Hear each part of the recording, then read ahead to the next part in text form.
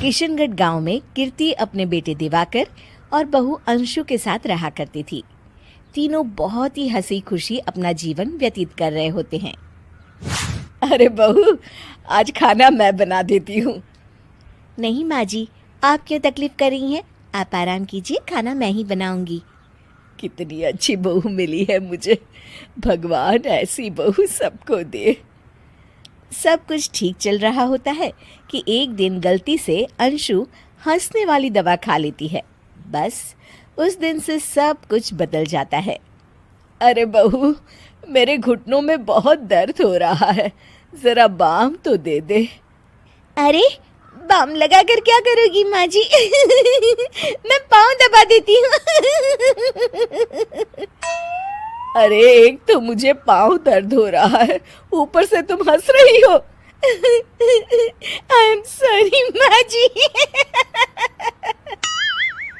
अरे फिर से हंस रही है, जा तू मेरे कमरे से, मुझे तुझसे बात नहीं करनी। हे भगवान, ये क्या हो गया? अब माँ जी क्या सोचेगी? 2 दिन बाद कीर्ति घर में किटी पार्टी रखती है। उसकी सभी सहेलियां घर आने वाली होती हैं। अरे बहू, मेरी कुछ सहेलियां आज दोपहर को घर आने वाली है।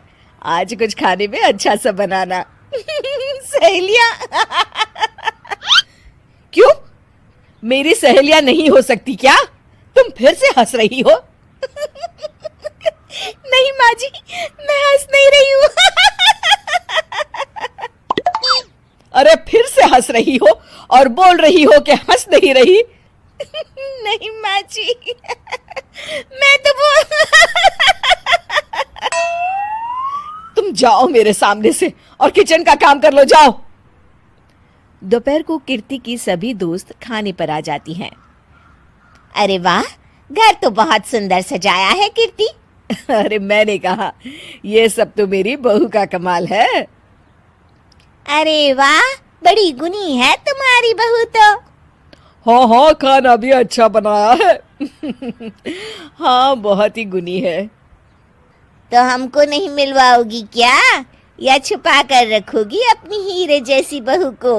अरे नहीं नहीं, अभी बुलाती हूँ। अंशु, ओ अंशु, बहू रानी। अंशु बाहर आती है। जी माँ जी। बहू, ये सब मेरी सहेलियां हैं, मिलो सबसे। नमस्ते आंटी।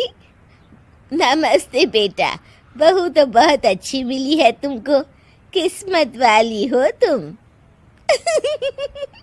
किस्मत वाली? अरे क्या हुआ? हंस क्यों रही हो? नहीं नहीं, मैं हंस नहीं रही हूँ।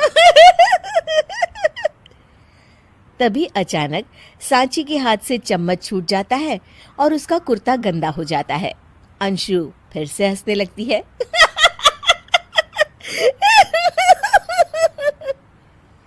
इधर सब सहेलियां गुस्सा होकर चली जाती हैं। कीर्ति भी नाराज होकर अपने कमरे में चली जाती है। हे भगवान, ये मैंने क्या कर डाला? इस तरह से तो माँ जी और उनकी सहेलियां नाराज हो गई। अगले दिन। बहू, ओ बहू, किधर हो? जी माँ जी। जल्दी से मेरे साथ चलो, पड़ोस वाले शर्मा जी की हार्ट अटैक से मौत हो गई है, उनके घर बैठक के लिए जाना है। अंशु तैयार होकर आ जाती है। थोड़ी देर में दोनों शर्मा जी के घर पहुंच जाती हैं। वहां पर सब रो रहे होते हैं। कीर्ति शर्मा जी की बीवी के पास बैठकर उन्हें सांत्वना देने लगती है। बड़े अच्छे इंसान थे मेरे पति। अच्छा। तुम हंस क्यों रही हो? वो अच्छे थे। हाँ हाँ, बहुत अच्छे थे अंकल। अरे अंशु, हंस मत। माँ जी, मैं हंस नहीं रही। मैं तो आंटी जी को बस दिलासा दे रही थी। सब औरतें अंशु की इस हरकत से हैरान हो जाती हैं। कीर्ति भी बहुत शर्मिंदा होती है और वो अंशु को लेकर फटाफट घर लौट आती है। अंशु, क्या हो गया है तुझे? हंस क्यों रही थी तू वहां पर? नहीं बाजी, मैं तो बस अरे तू फिर से हंस दी। जा तू अपने कमरे में, मुझे तो तुझसे बात ही नहीं करनी। मेरा बेटा ही तुझसे बात करेगा अब। रात को जब दिवाकर घर लौट आता है तो कीर्ति दिवाकर को सब कुछ बताती है। ठीक है माँ, अब फिक्र मत करो, मैं अंशु से बात करता हूँ। दिवाकर अपने कमरे में जाता है। जी आ गए आप? कैसे हैं? मैं तो ठीक हूँ, बस सर में हल्का दर्द है। सर में दर्द? अरे इसमें हंसने की क्या बात है? नहीं, मैं हंस नहीं रही हूँ। मुझे तो फिक्र हो रही है आपकी। एक तो मेरे सर में दर्द है, ऊपर से तुम हंस रही हो। अरे कैसे समझाऊं मैं आपको? मैं हंस नहीं रही। अंशु, तुम इस घर से चली जाओ। माँ ने मुझे बताया जो भी तुमने शर्मा आंटी के घर किया, और किटी पार्टी में भी। नहीं जी, मैं ऐसे नहीं हूँ। तो अभी क्या हुआ था? क्यों हंस रही थी तुम? रुकिए, मैं आपको सब कुछ बताती हूँ। बताती हूँ आपको सब कुछ। अंशु डायरी में लिखकर दिवाकर को पढ़ने देती है। कुछ दिनों पहले मैंने गलती से हंसने वाली दवा पी ली थी, जिसकी वजह से ये सब हो रहा है। इसका असर कुछ दिन और रहेगा। अरे तो तुमने ये सब पहले क्यों नहीं बताया अंशु? वो मैंने माँ जी को बताने की बहुत कोशिश की, मगर उन्होंने सुना ही नहीं।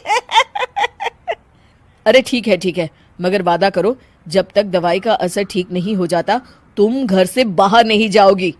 नहीं जाऊंगी। और हंसूंगी तो बिल्कुल नहीं। लो, तुम तो फिर से हंस दी।